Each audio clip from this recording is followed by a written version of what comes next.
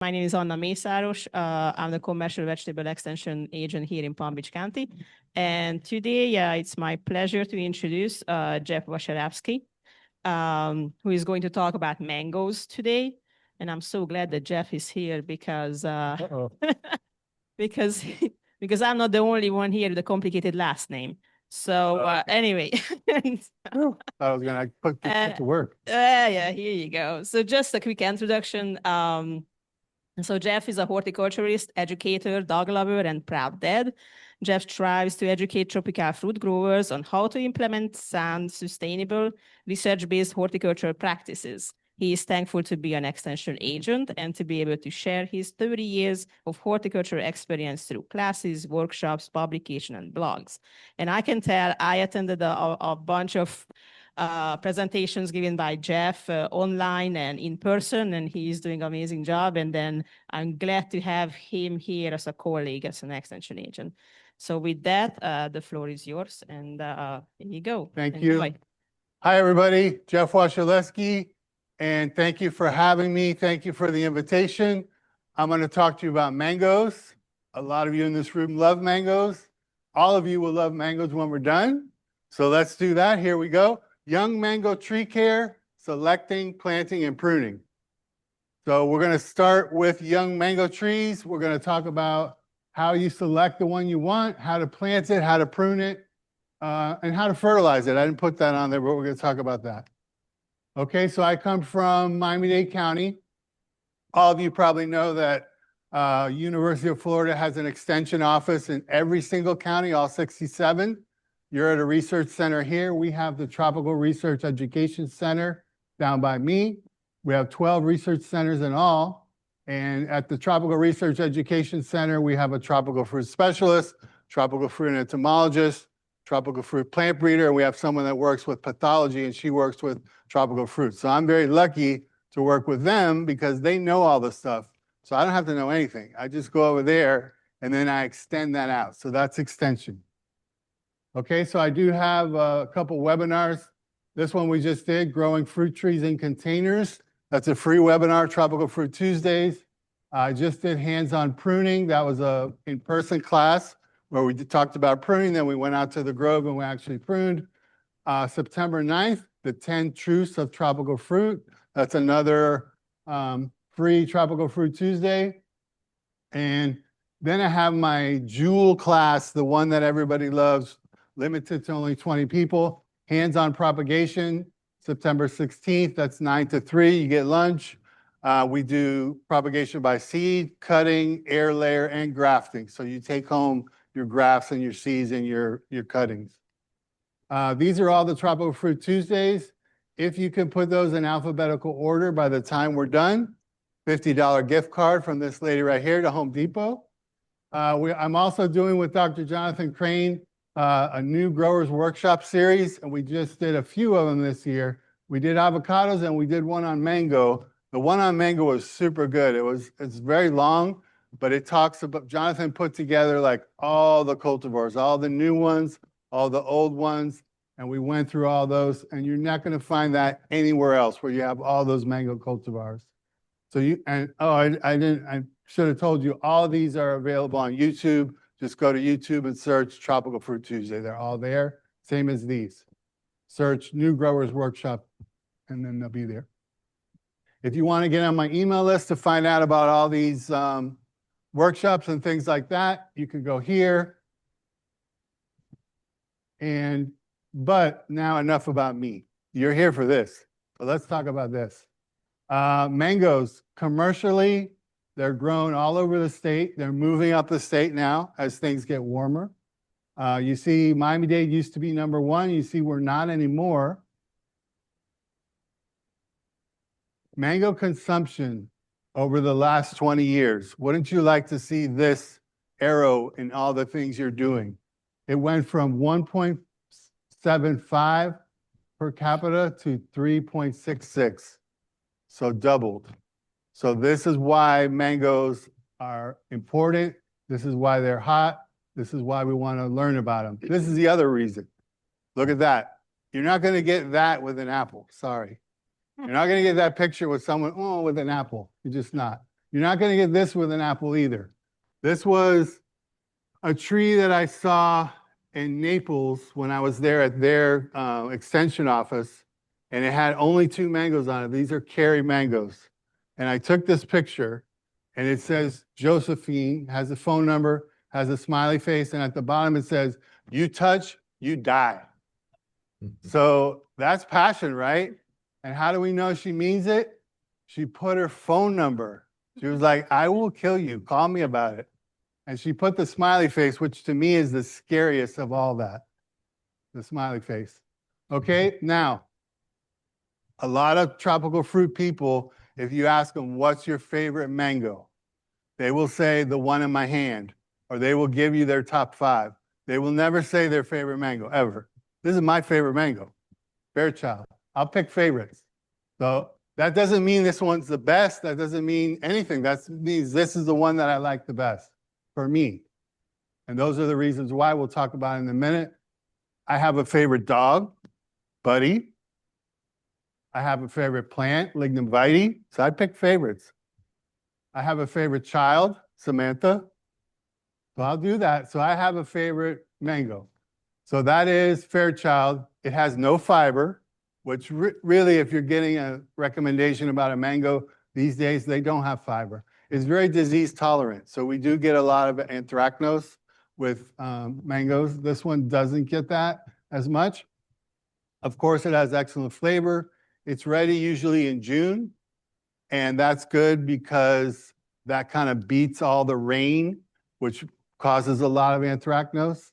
It's 8 to 10 ounces, and it's my favorite. Now, I'm going to show you some other ones that I really like. That doesn't mean they're the best, but these are ones that I think are good. They're very high quality. If you're going to choose one mango, I would taste it first. Very important. And I would look up, is it disease resistant? Does the tree stay relatively small? That's important. When does it come into fruit? So Rosy Gold, this one's super early. June and July for Fairchild. This one's April to May. So if you want a couple fruit trees or mangoes and you want to extend the season, you could get a Rosy Gold and a Fairchild, and that would give you the first couple months with a lot of fruit. Angie, this is one that I have in my grove at work. This is a true winner. It stays small, the tree. I've only had to prune it a few times. It'll break branches on its own, which I'll show you that as we go. When we talk about pruning, that means it has multiple branches in one spot instead of just going up and up. Very disease tolerant, excellent flavor, commercial potential for this one, and it can be stored on the tree. What that means is you have all the fruit and they're kind of there. You can pick one now and save the rest for a week later, 2 weeks later. It's not like you got to get them all at once. With some of them you do. Glenn, this is a very old mango, but I think a very good one, a very classic. Incredible color as you see there. June, good producer, manageable tree. Doesn't stay as small as an Angie, but you can keep it smaller with pruning, about 15 feet. Blooms easily, excellent flavor, sweet and mild, and shows color when it's ready to pick, which, you know, some mangoes don't, and they're difficult to know when they're mature. Orange sherbet. This one is another good one for commercially. It's a Gary Zill selection. Some of you might know Gary Zill, some of you might not, but he has the biggest tropical fruit nursery in Florida, probably in the US, I would imagine. And what he did was he took thousands of mango seedlings and he planted them. And he is so attuned to mangoes that when they were young, he ripped the leaf and he smelled it. And he could tell like who the parents were. And if the parents were like a good match, he would plant them out. And this was one of them. He has probably 30 different ones that came from that planting. And that's amazing. So season is June, smaller tree, which is important. I keep talking about smaller manageable trees because mangoes get to 50 feet if you don't prune them. And you're not going to get a lot of fruit for you at 50 feet. You're going to get a lot of fruit for the squirrels at 50 feet. So these are, now, I talked about Gary Zill. We talked about Jonathan Crane. We also want to talk about another big name in tropical fruit, especially mangoes, Dr. Richard Campbell. These are a lot of the ones he likes. This is a slide that I stole from his. See, when people give talks at Extension, I get all their PowerPoints on my computer, and then I just steal. So he likes Angie, Bolt, Carica, Ceci Love. That's named after his wife, so it better be good. Diamond, Equinox, King Lion, Little Gem, Malika, there's Orange Sherbet, Nebula, Ruby, Sunny, Sweet Tart, and Venus. And Sweet Tart, I haven't had that, but Dr. Crane, Jonathan had it, and he like went to me like, oh my God, Sweet Tart was so good. So that's two people that are big time mango intelligent people that like it. So, okay, so what about mangoes? We want to talk about picking from the very beginning, from getting your tree. So before you do anything, your tree has to be properly propagated. So that means not from seed. You can grow your mangoes from seed, but you're not going to get a good tree. You don't know what you're going to get. On the right there, you see that little connection there? That's a graft. So the top is, this one actually is a Fairchild mango. So they took a piece of the Fairchild tree and they put it on a seedling and they grafted it together. So now the whole top is a Fairchild. So we know what it is. We know exactly what it is. If we take a seed and we plant it, we don't know what it is because the mother maybe was a Fairchild, but the father was something else that pollinated it. So it could be really good, could be really bad. We don't know. Could be a dog. So not from seed. There's grafting. Grafting is a clone. So you get your Fairchild, you get your Glen, you get your Ruby, whatever you want. It's exactly what it should be. And they fruit quicker. Seedling tree will take 7, 8 years to fruit. At least the grafted tree can do it in 2 to 3 years as soon as the tree is big enough. So these are good reasons to have them properly propagated. So what is this? This is a present my daughter gave me for Father's Day, and she likes to make fun of me. So she has my senior picture and her senior picture, and she just presented it to me like, hey, look how much cuter I am than you at this time. But what this is showing you is the seedling is not the same as the parent. So that's what that is. Now you know.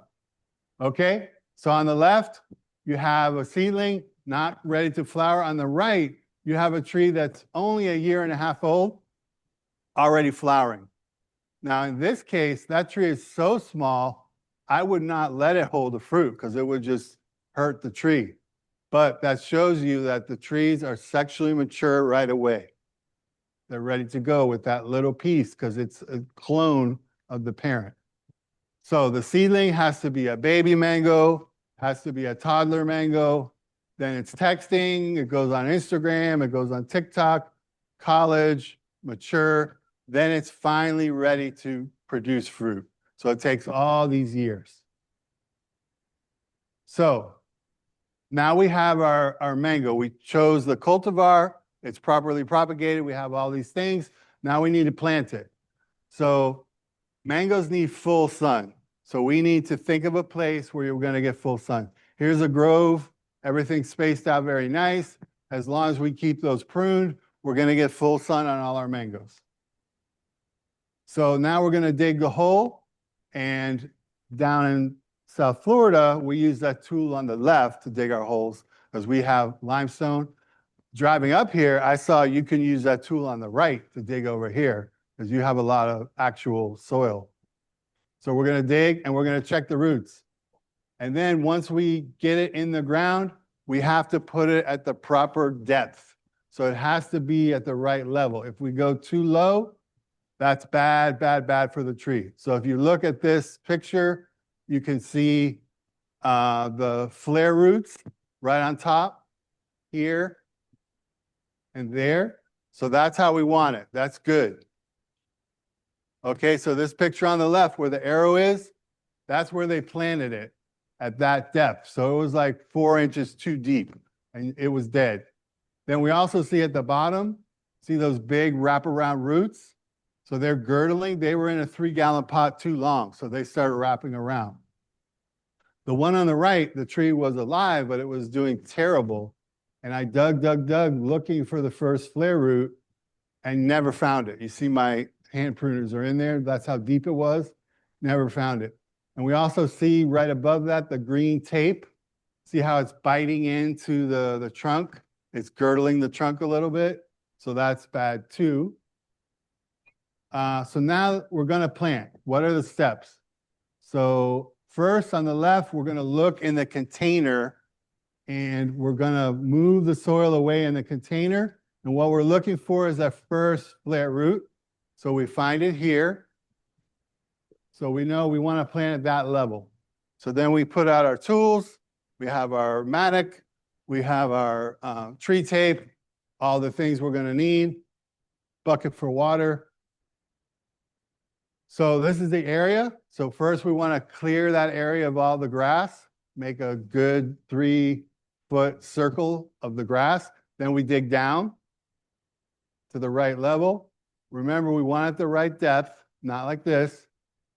So we put the pot in there to see, okay, is it kind of right? Is it okay? If it is, we can take it out. When we take it out, we look for any of those big wrapping roots. If we see those, then we're going to cut them. If we don't, if it's very small roots, we can just tickle them a little bit and put it in there at the right level. Then we have it at the right level on the left. On the right, we push the soil back. Everything's good. There's something wrong with this picture. Good. That's a $25 gift card if you would give him that. Right, but I took it out of the avocado. I didn't have a mango that day. Now, we saw the tape biting into the other mango. So here we have the tape on the left. So if I leave that, the mango is going to grow wider and wider, and it's going to bite into that. It's going to girdle it. So what I like to do is I cut them all off, leave the bamboo, but you see if we do that, it's still going to be floppy, so we can't have that. So I use this flagging tape and put it like a little looser, so that way it's still up, but it's not going to be girdled. And as that grows, you're still going to have space. And the wind is going to move it a little bit to strengthen it up. So that's what we have on the left. Then we're going to water it. So I usually use like 8 gallons. And then you see when you water it, the roots are kind of exposed, but that's okay because we're going to put mulch. The mulch is going to protect the tree from the weed whacker guy. And I use about a wheelbarrow of mulch per tree. So there it is on the right. I just pour and then I circle it. Now, when you do the mulch, you have to do a circle, and then the mulch cannot touch the trunk. You have to pull it back because the mulch touching the trunk is just as bad as if it's underground. So there it is on the right. The mulch is all pulled back. Then again, I need to protect this tree because this is in my grove at work. I have about 100 trees in 1 acre, and we have a crew that comes to cut the grass, and they don't know better than to not weed whack the tree. So if one little piece of grass is in there, they'll weed whack it just to get the weed out. And that's like what they're supposed to do. So they're doing their job. So I have to put this ring around it. And then I also put this little cage to help. Sometimes it still doesn't help, but I can show you pictures of crazy things that they've done. So that's very good. Now there's one more thing we need to do. If you look at the picture on the left at the bottom right, that is the cultivar of this particular tree.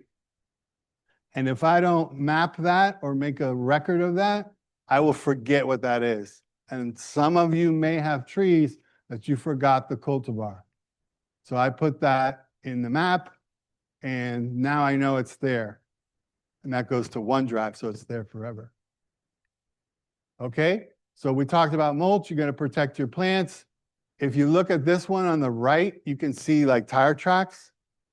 So that was the mower that got really close. Here's a nice example of good protection. And here's what happens if you don't protect. You look at this is an avocado again that is dead, and I pulled it up out of the ground. I laid it down. We're looking at it from up above.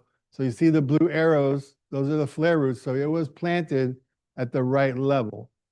So what killed this guy? Well, look at all the weed whacking girdling there. So that's what killed it. So I spent a lot of time on this because this is why you don't want to let it get weed whacked or girdled. Because these woody trees, I'm sure many of you know this, inside, if you look at it from up above and you cut it, inside in the middle there where it's red, you have the xylem. That's where the water goes up. Water and nutrients go up. On the outside, you have the phloem there in the blue. And the phloem, things go down from the leaves. The energy that the tree makes, the food, it goes down. So if we cut that phloem, that can no longer go down to the roots. So it's starving itself. So you have a tree that's weed whacked, and you look at it and you think, oh, it needs nutrition because the leaves are all the wrong color. But this is why. Okay, I told you we talk about fertilizer. So I actually was looking for fertilizer labels on the interwebs. And, you know, when you do that, it gives you little questions that go with what you're looking for. And I was just about to teach a webinar on fertilizing fruit trees. So the question was, what's the best fertilizer for fruit trees? I thought I pretty much knew that, but I was like, let me click on it just to find out. So it said, fruit trees prefer an organic high nitrogen fertilizer. Okay, that was 2022. So I tried it again. What's the best for this time I typed it in. They like nitrogen fertilizer. Yeah, Monica's like, huh. Now she's like, maybe. Nope. So if we look at a fertilizer label, it has these three numbers. They're always NPK, nitrogen, phosphorus, potassium. So nitrogen, what it's telling us to use, makes the tree grow leaves and get green. It's really good for grass and sod and things like that. It doesn't make it want to fruit. So don't believe everything you see. Those things are both wrong. Phosphorus, kind of in between. The last number, the potassium, that's fruiting and flowering. So we want that number high. We want the first number lower. So this is a classic fruit tree special that is used for a lot of fruit trees. I don't like this for mangoes. Mangoes like a lot more potassium and a lot less nitrogen. So we don't want to use this for mangoes. So we want something that's got a better number. So let's look at, remember, NPK, nitrogen first, grass, green, the last number, potassium, fruiting and flowering. So let's look on the left. This one says fruit and flower. So it must be right. 493. That first number is higher. I don't like that. That's not good. Citrus, avocado, mango fertilizer, 646. They're the same, nitrogen and phosphorus, or potassium rather. 624, again, not loving it. 454. You know, they're all there supposedly for fruit, but they're not what we want. 839, this is one we talked about. What about 0022? I like that for mangoes. That's pretty good. 6316. This sounds very nice. That last number is very high. The first number is lower. So remember that when you look at a fertilizer label and you're thinking about tropical fruit, you want that last number higher than the first number. When you put out the fertilizer, are you going to put it on the trunk of the tree, like on the left? Same crew that weed whacks. Are you going to put it in a big pile next to the tree like that? No. On the trunk of the tree, it's not going to do anything because that's not where the feeder roots are. On the right, that big pile of fertilizer is actually going to kill anything underneath it. So that's a no and a no. Here's a yes. Look at the picture on the left. You see the circle on the bottom? That's called the drip line. So we want to put the fertilizer there, not exactly on the line, but kind of on both sides of the line. So like in an X like this. So we're going to walk around and throw it like chicken feed. So pruning, I talked about some of the trees that stay a little smaller with pruning. Here's what happens if you don't prune. You have to use a picking pole, and it's very difficult to get the fruit because these trees, like I said, will get very large. So pruning, why do we prune? Size control for tropical fruit, very important. Makes it easier to spray pesticides and fertilizer because they're smaller. Helps with disease control because you're opening it up to light and airflow. Reduces the amount of chemicals. You get higher quality fruit. Mangoes, if they get sunlight, they're going to have more sugar and more color. Overall health, you remove dead wood. I like a prune tree. To me, it's very pretty. And then, of course, last reason, to get more fruit. So these are the tools that you can use. You got your hand pruner for little things, your lopper for medium things, and your handsaw. I like tools that cost a little more, but you can take them apart and sharpen them and clean them. Those will last a long time. The tools on the left are both over 25 years old, and they both work really well. And all I do is take them apart, clean them with a wire brush and some WD-40, and then I sharpen them, and that's it. The one on the right, I can't figure out how to sharpen it, so I have to kind of refresh that one. I don't use this for pruning. I use this for murder when a tree is not doing well. I use this for coercion when I have a tree that's not doing well, but it might do well. I'll just take the chainsaw and leave it there next to it. Be like, hey, be careful. But I don't use this because it's too easy to make decisions. Like if you need to bring a tree down, this is great. If you're an arborist and you really know what you're doing, this is great. But for me, I need to think about it. Okay. Pruning. Whoops. So this is what we want with a young tree. We want that break. See, it goes up and then it has 3 branches going sideways. We want our branches going sideways, and we want multiple branches. The more branches you get, the more opportunity for flowers, then the more opportunity for fruit.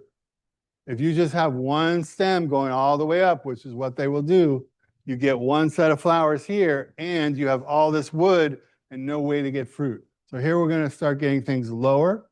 We're going to do that by tipping. So when they're low, we tip it about a waist height, and then you see all those breaks right there? Right there, right there, right there, right there. That's from the tip. And then this is what comes out. You get 3, 4, 5. Here's 6. Now, when these 6 get about this long, we're all going to tip them again. So 6 times 6, 36 instead of 1 or 2. You do the 36 again. I'll do the math for you. 123. No, I don't know. But it's a lot, right? So here's when the tree is bigger. This is about a 3-year-old tree. We're still going to tip it, but we're going to tip it after it fruits or after it flowers or after the flowering and fruiting season. Because now this tree is big enough to put out fruit. So we don't want to tip it going into the winter because that'll cause it to put out branches instead of allowing it to be calm and then flowering and fruiting. So we're going to do that after. And that's when we always want to prune, is after the tree flowers and fruits, except for these young ones. Then we're just constantly tipping them until they get about 2 years old. So there's another tip. That's what it does. That's what it looks like when it gets older. See, everything's compact. You don't have one long trunk with wood. So here's a tree. This is a diamond mango on the left when it's young. On the right, flushes out. And then through tipping, you get this. So rather, I always think that's backwards. Rather than the tree on the left where you just have a few, now we have this. So this is going to give us a lot of opportunity for flowers and fruit. So, like I said, when they're younger, you're going to tip them. This is like 2 years old, 1.5 years old on the left. On the right, 3 years old, 3.5. So if that's going into the winter when mangoes tend to bloom, I'm not going to tip that because that will make it flush out, which it's already kind of doing. But once those flushes get hardened off, I'm not going to tip it again because then I'll trick it into putting out leaves instead of flowering. So year 3 or 4, like I said, after the fruit is harvested, you're going to tip like we did on the right, on the left. Now I'm not just tipping, but I'm looking for these strong verticals that are going to add height. So I'm going to take that out. Where my hand is, I'm going to go down all the way, do a thinning cut, take that out. So here we have a tree on the left that is begging for that strong vertical to get taken out where the arrow is. So there it is on the right. Now we're just going to tip that tree and it's going to be ready to go. So like I said, when do you prune? You prune after the fruit are picked. This is a Nandakmai on the right. And the Nandakmai, the Angie, and the Fairchild in my grove have been very easy to control the height. I haven't had to prune them much. So I prune them maybe every 3 years rather than every year. Some trees I have to prune every year or they're going to get huge. There's one called CAC that does that. There is the problem of anthracnose, like I mentioned. So that's something that is greatly helped by your cultivar choice and by airflow letting that in. If you have a good cultivar, you have good airflow and good sunlight, you're going to be a lot less prone to anthracnose. If you have some of the cultivars, for instance, Hayden, that's just very prone to anthracnose, either you're going to have to eat that with a little black spots, or you're going to have to spray, or it's not going to be a good commercial mango, obviously, because you're going to have to put too much input. Okay, we're getting towards the end, so get excited. When to pick?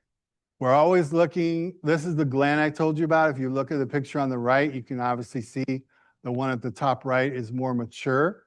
So it's ready to get picked, get harvested.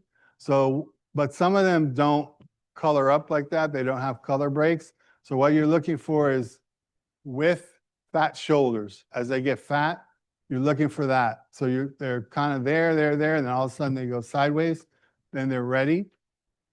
Now, if you have a whole tree, you don't want to pick the whole tree when you're just guessing that they're ready. So you can pick one fruit. You can actually, with a knife, slice, slice, slice. And if you see a coloration around the seed, like a yellowing out like an inch, then it's mature. And you could pick the other ones. Okay. One thing to think about is when you pick, don't just go up to the tree, grab the fruit and break it off like that, because it'll do that on the right. It puts out that sap, and that sap is actually it'll cause dermatitis. It'll make you itch a lot, especially if you get it on softer parts of your skin or your eyes, which happened to me once. They're related to poison ivy. So it's the same kind of idea. So if you do what I did on the left there, you leave that little stub and you cut it with your hand pruners, then you're not going to get the sap.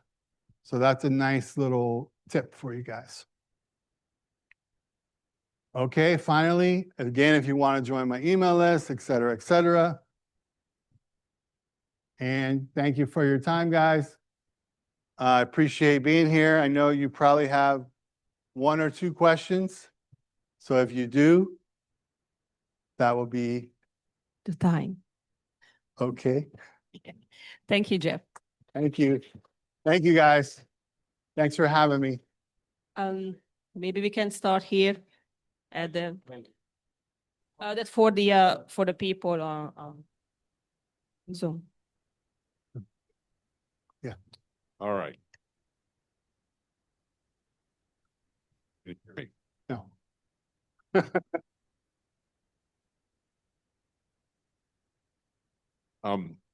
What would you recommend for a good tasting anthracnose resistant mango that's pickable in, say, September, October, or November?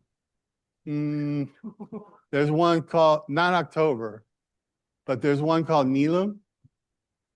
Neelum with an N, Neelum. If you want a late season, that's a pretty good one. Neelum.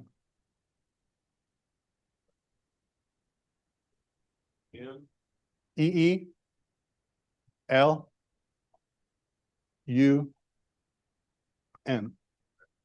That's a pretty good one.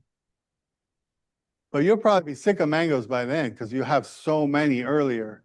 I find that in many times, like the first half or 3/4 of the season, everybody's crazy about it. And then the last quarter, I bring in mangoes and they're like,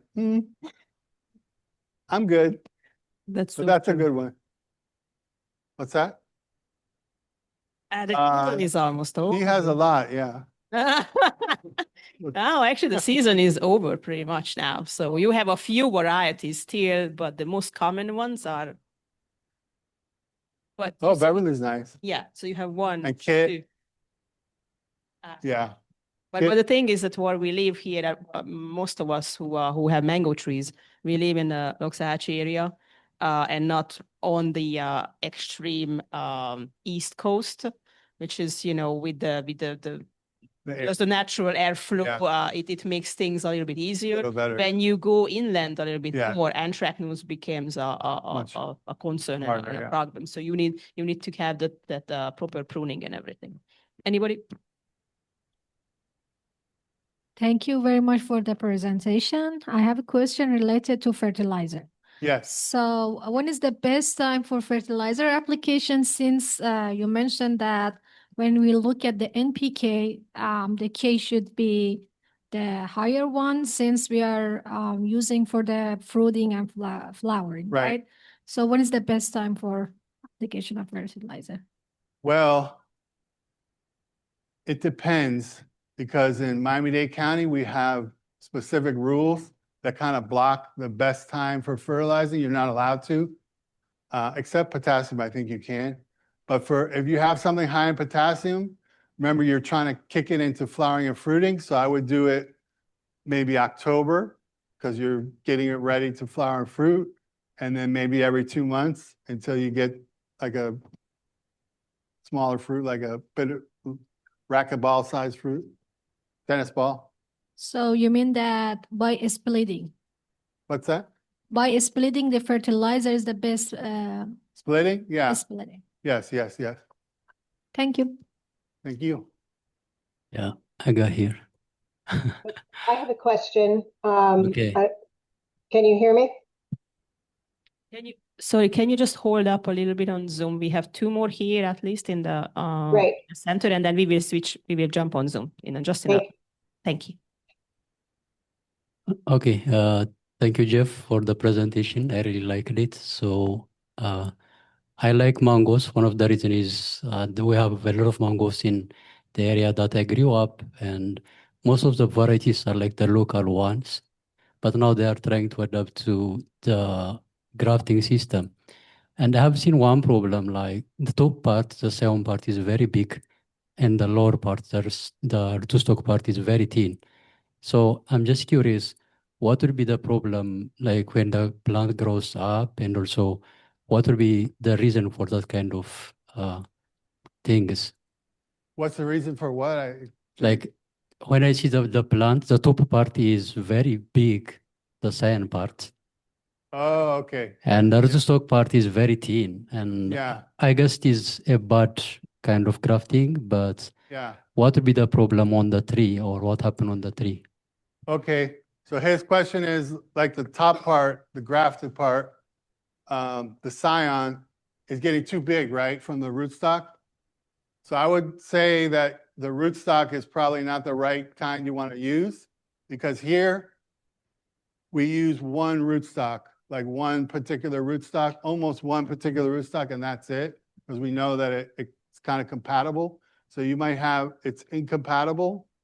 So it's just, they don't go together. Do you know what seedling you use? Most trees, they use a local kind of varieties which are valuable. They thought like it is disease resistant and things like that. So it's the local one. So what would be the solution then? I mean, do they need to change? Are you getting just seedlings of all the different rootstocks? You're just pulling seeds and seeds and seeds? Yeah. Yeah. From the seed, yeah. Yeah, so remember, they're different. Are you getting the incompatibility with every single one you graft or just some? Just some, I think. Yeah. Yeah, just some percentage of the whole plants. Yeah. One solution would be, and I didn't mention this because it gets a little confusing, but some mangoes are polyembryonic. So regular mango just has one seedling and that's it.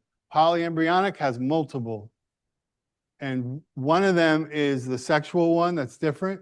The other 5 or 6, they're clones of the parent.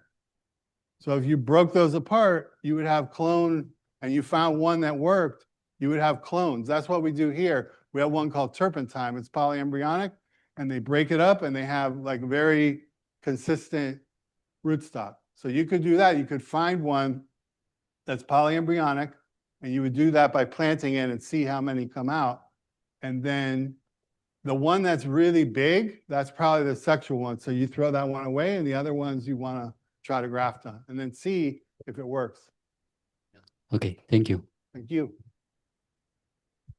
Hi, thank you for the presentation. I have a question about the extension services that you may have. So you mentioned that when you grow it from seed, it may be like a hybrid of 2 different type of mangoes, like you never know exactly what kind it is. In a lot of residential areas, they may just grow mango trees because, you know, it's exciting for them. So if you have a mango tree that is fruiting, is there any way, do you guys offer any kind of services at the extension office where you can send in your mangoes and you can tell people what kind of mango it is, or like if it is a hybrid? We try. I try. I'm the one who would do that. I was like, well, I know this many, but I don't know. There's like 1,000 different cultivars, and I don't know that. But if it's some of the ones that are more popular, then I'll probably know. So you could, you're sending in from here? No, just in general. Like I have Yeah, if friends you that bring have it in, mango it's trees better. Oh, Bring it yeah. in, because then if you send it, it gets kind of. Yeah. But the question I always ask, the first question is, where did you get the tree? And if they say, I grew from seed, then right away, you know, it's not a cultivar, it's something else. So where did you get your tree? Well, I don't have any trees, but I like for instance, that I one's have a easy to friend who identify. I have a friend who just bought a house and they have 2 mango trees in their backyard. Yeah, if they're up here, you could take some really good pictures and email them to me, and I'll do my best. Okay, thank you. Sure. Also, we have an extension office in West Palm Beach, and then they have a help desk. The master gardeners have a help desk. You can walk in, and in case it's a popular variety, they probably are able to tell what variety is that. So, if we have lots of questions on Zoom, Let's go back. we will go back and then unmute, I think, a few of those people. Flavia first, and then we're gonna pick some questions from the chat too. Thank you, Anna. Thank you, Jeff. It was great. I'm new to the mango world, so I have a lot of questions. So Jeff, be ready because I'm gonna email a lot. The first one I have is coming back from the fertilizer. You said to start in October and to split. I would like to ask you if there is any difference, I'm sure there is, on the amount. I know that for young trees, we're gonna have a low amount, but is there a range that we need to be respectful for the amount of fertilizer that we put on those young trees? Yeah, so the amount of fertilizer for young trees, for the trees that I was showing you, this is how I do it. I would just get a good handful. Okay. And throw it out towards the bottom. And then if you have a bigger tree, get handfuls and go around. We do have an EDIS, which is a publication. If you go to Ask IFAS, like ask a question, IFAS. Yep. And then type in mango. We have about a 15-page publication. Wonderful. Written by Dr. Crane. And it has everything you want to know about mangoes. And it also will have the exact rates for your fertilizing. Okay. If you want that. I'm definitely gonna get bigger, it. you're gonna need that. Okay. Yeah. Is that a soil dependable? Because I know that our soils might be the same, but there is some difference in drainage. It is the same, or there is anything I that think you should be okay. Yeah, okay. Do we spray micronutrients on them? Yes. Another Yeah. thing that I didn't want to get into because it's a lot. Yes, yeah, no, I Yeah. understand. Okay. No, it's no. just- okay. Micronutrients are important. So you have a large number of elements. I think it's 16. We'll go through each one. You have macronutrients, which are the NPK and some others. And you have the micronutrients like zinc, boron, manganese, things like that. And those you're going to spray on the leaves as a Beautiful. foliar spray. Mhm. And that I would do in the summer, not going into the winter. I would do that when it's warm and it's humid. Oh, okay. Iron is another one. For us, we have to do iron that's chelated because we have very high pH soil. Okay. So All right. yeah. I appreciate that. Thank you very much. There is much more, but I don't want to take time for nobody else to ask. But yeah, get ready. I'm gonna You send can you a lot of always stuff. email me. Oh, yes. Yeah, that's another thing too. We probably won't have enough time to go through all the questions on Zoom. So if Jeff offered, you guys can help email him too in case your questions won't be answered today. So, but we are gonna select a few just right now. Okay. Should you crack the cap rock when planting in the keys or leave the rock solid? That's a crack. Break it up. Yeah, break it up. If someone has a seedling tree and it's already growing in the ground, can you graft be added to it? Can a graft be added to it? Absolutely.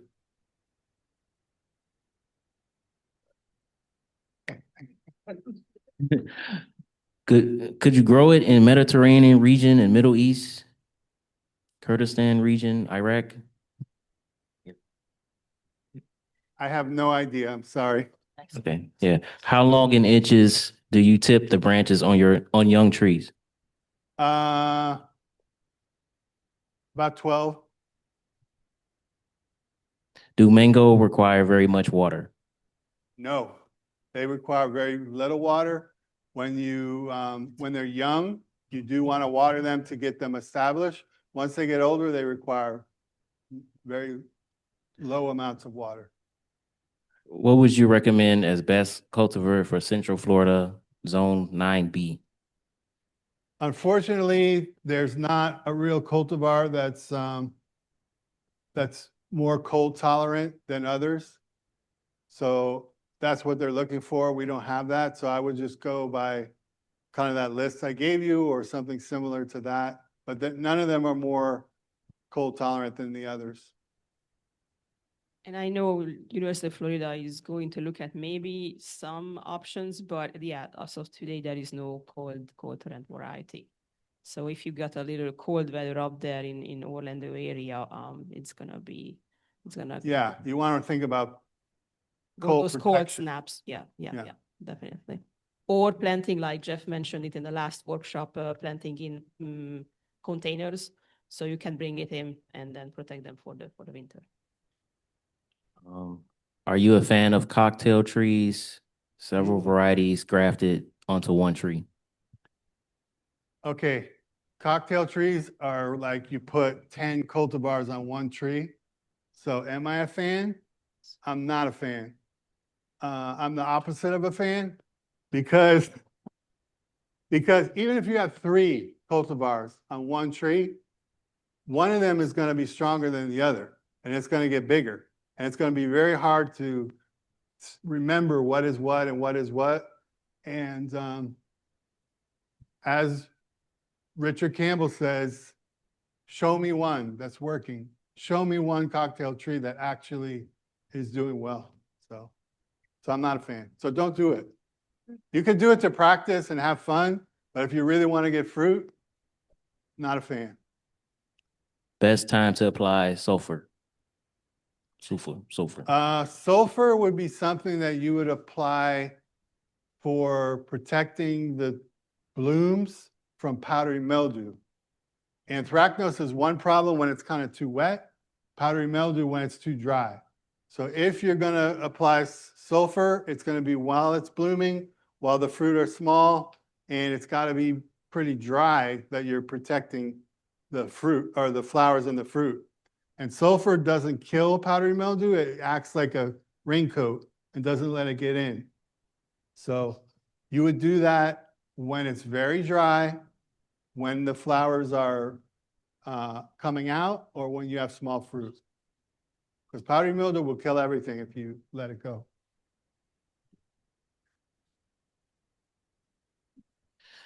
Jeff, heard taproot is not necessary and that, wait a minute. Heard taproot is not necessary and that you can trim it to make it produce other feeder roots. Looking to keep taproot from going into saltwater table. Also planning to plant after hurricane season 2, mangoes in V zone. Putting in raised bed, 17 inches. We are at 14-foot elevation. What soil is best? 14-foot elevation? 4 feet. 4 foot, sorry. That's 4-foot elevation. Let's break it up. Taproot first. Yeah, the taproot question. The taproot is like the big root that goes down. They're asking, can you cut it and make it go sideways? Definitely, because in South Florida, this is our soil. I dig a little hole there, the taproot goes down and it goes sideways. It cannot go down, down, down. So that's fine to do that. You are going to get a more flattened root system that's not going to be quite as durable in a hurricane, but it can be done. All our trees are like that. And if we look at some of the trees after hurricanes, they're just like a big flat pancake that go up like that. But there's nothing we can do about that. So I think that 2 other questions was included here. Maybe one was when the best time of planting, or planting after hurricane season to mangoes. Yeah. The best time to plant, I have a blog on this, and it says the best time to plant a fruit tree is now. When you have that fruit tree in front of you, get your shovel, get your pick, and plant it. Because you don't want to wait, I'm going to wait till it gets rainy, I'm going to wait till after hurricane season, I'm going to wait, because you're going to have it in a pot and you're going to forget to water it. It's going to have trouble. It's going to wrap around the roots. So just dig that hole, get it in the ground. It's easier to keep track of the watering when they're in the ground than it is in a container. So I plant like immediately. And I think also it was mentioned a question about raised beds, 17 inches or something, if I remember. What was the 4 foot? Planting anything in raised bed. Okay, a raised bed. Because they mentioned salt water, so that might be a reason why. So that would be a good thing to do, to plant them in mounds. We do that in South Florida sometimes in very low-lying areas where it gets very wet. We'll do mounds. So if they're having trouble with saltwater intrusion below, then the mounds would definitely help the planting beds. And what soil would be the best for that? Something that is very porous, something that will allow the water to kind of go through it and not sit on it. Mangoes don't like their feet completely wet. So something with good drainage. You should see these 2 back. Thank you. Anybody here again? Just one last question because we need to wrap up. Jose?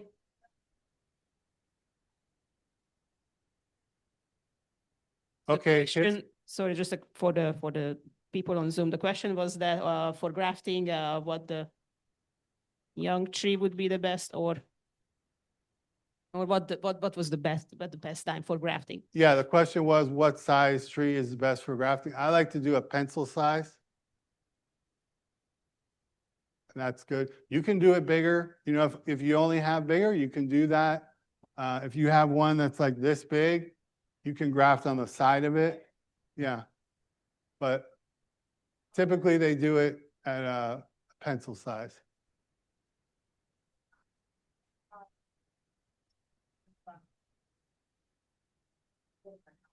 Yeah. No, the commercial growers will really push it, because the quicker they get the fruit, the quicker they make money. But